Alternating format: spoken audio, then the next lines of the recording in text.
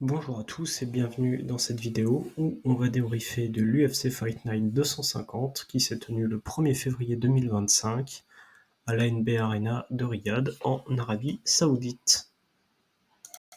Donc comme d'habitude, voici le petit code couleur des différentes catégories de poids. Alors vous trouverez à l'écran les 5 combats qui ont un vrai impact sur les top 15 UFC. On en profite pour féliciter Faresiam pour sa victoire sur Mike Davis, surpassant totalement son adversaire.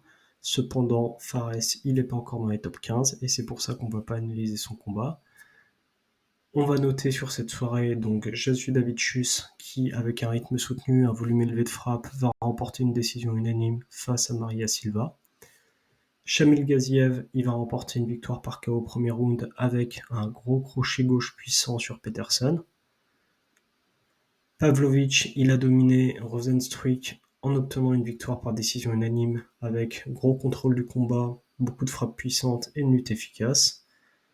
Page, lui, il va infliger la première défaite professionnelle à Sharamagomedov en remportant une décision unanime après un combat très tactique. Et enfin, Nas, qui va remporter une victoire impressionnante par KO technique au début du deuxième round, après avoir touché Adesanya avec une puissante droite suivie d'un uppercut gauche magnifique. Bravo à lui. Alors, maintenant, on va regarder les évolutions des catégories. Donc, on va commencer avec les poids coqs féminins. Ça, c'est le classement avant l'UFC Fight Night. Et donc, après l'UFC Fight Night, on a Perez qui prend 4 places, ce qui fait descendre 4 autres de ses concurrentes.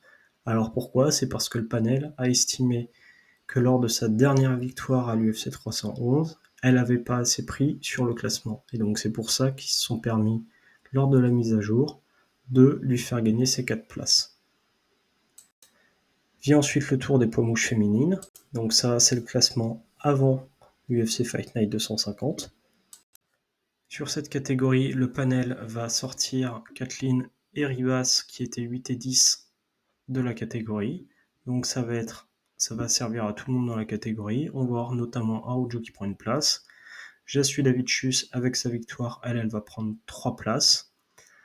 Et ensuite le reste de la catégorie va monter d'une ou deux places. Et on note l'entrée de Maria Bueno Silva malgré sa défaite qui rentre en numéro 15 dans la catégorie.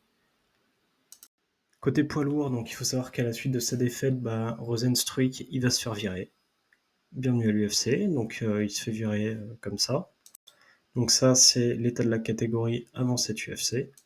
Et donc après cette UFC, comme il s'est fait virer, il va y avoir une deuxième personne qui sort du top 15 qui est Roguero de Lima.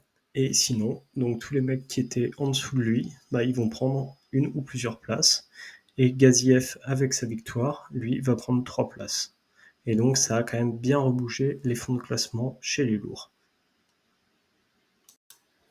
Vient ensuite la catégorie des poids moyens, qui était la grosse catégorie avec les deux combats principaux. Donc ça, c'est l'état de la catégorie avant l'UFC Fight Night 250. Et donc après l'UFC Fight Night 250, qu'est-ce qui se passe ? Donc on a Nas qui va passer deuxième de la catégorie, donc il gagne 3 places. Adesanya avec sa défaite va perdre 2 places. Whittaker au passage, lui, va perdre une place. On va voir une inversion de place aussi entre Cannonier et Vettori.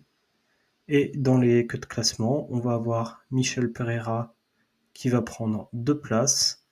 Ils vont sortir Sharabutin Magomedov qui venait de rentrer dans le top 15. Là, il se fait sortir direct. Et donc, avec Hernandez, ils sont remplacés par Kopilov et Bonical. Donc la catégorie a pas mal bougé à la suite de cette UFC. Voilà, j'espère que cette petite vidéo vous a plu et vous a permis de mieux comprendre les évolutions des classements à la suite de cette UFC Fight Night 250. Je vous souhaite à tous une très belle journée.